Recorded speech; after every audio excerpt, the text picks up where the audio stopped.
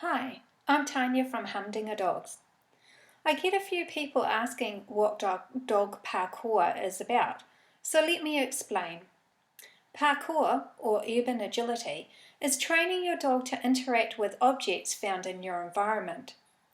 The interactions are a combination of dog agility, obedience, and trick behaviours.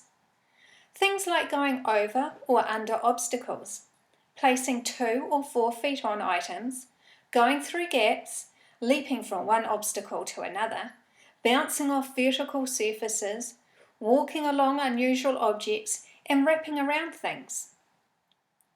Training your dog in parkour keeps your dog mentally stimulated, physically fit, and learning new behaviours. Doing a quick parkour session can tire your dog out just as much as a walk can.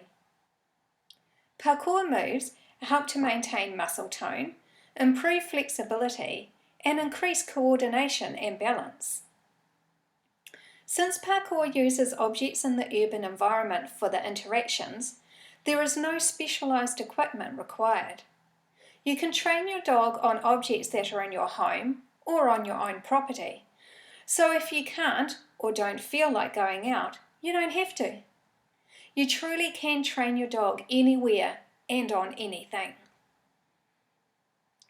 Parkour training also builds confidence in your dog and helps them to view the environment in a more positive light.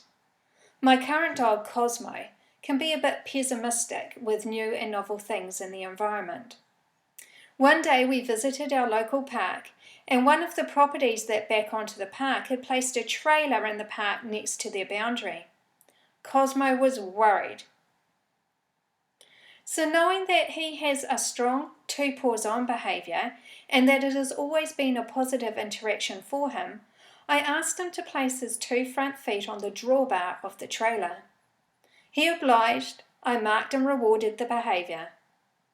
After a couple of repetitions, the scary trailer was no longer novel or scary, and our park adventure continued.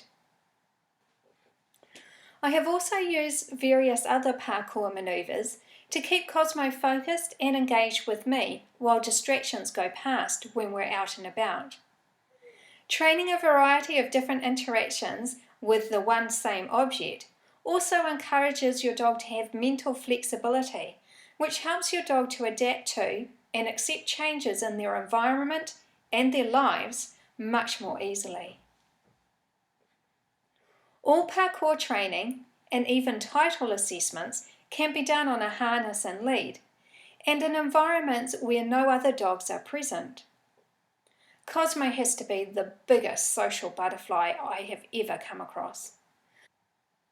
Trying to keep him focused and engaged while there are dogs in close proximity, like in an agility club, just isn't a happening thing for us.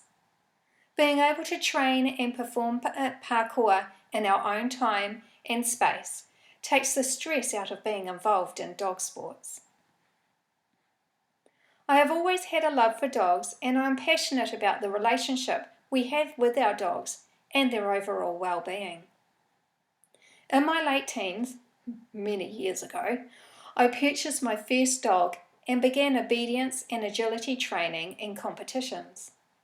Since then, I have completed numerous studies relating to dogs, including a diploma in animal science, a certificate in canine behavioural training, another diploma in animal physiotherapy, and I also became a certified professional canine fitness trainer and certified as a pro dog trainer. I've worked as a professional pet dog trainer, trained mobility dogs, as well as trained and handled an urban search and rescue disaster dog. My first introduction to parkour for dogs was way back in 2005, while training Mocha, my first Catahoula leopard dog, to become a New Zealand urban search and rescue dog. Mocha was trained to detect live human scent in an urban environment, like collapsed buildings after earthquakes. To be able to work in this type of environment, Mocha needed to be confident going over all sorts of urban materials. We discovered concrete piles, rock piles by the coastline, wooden log piles, metal grates, thin planks, stairs that go up with gaps in between them, swing bridges, unstable surfaces, and slippery surfaces to walk on and search over. I taught Mocha how to climb both flat and round-run ladders. She would also squeeze through small gaps to go through tunnels, whether they were naturally created tunnels, metal, or even the agility type of tunnel. While out exercising Mocha, I would scan the environment for anything new and novel that she could gain experience and confidence on. Yes, without knowing it at the time, I had trained the perfect parkour dog. You don't need to have a perfect dog to do parkour. Cosmo certainly has his fair share of challenges. But what I have found is that training and participating in dog parkour provides us with fun, team building opportunities, and recognition for our efforts in the form of titles.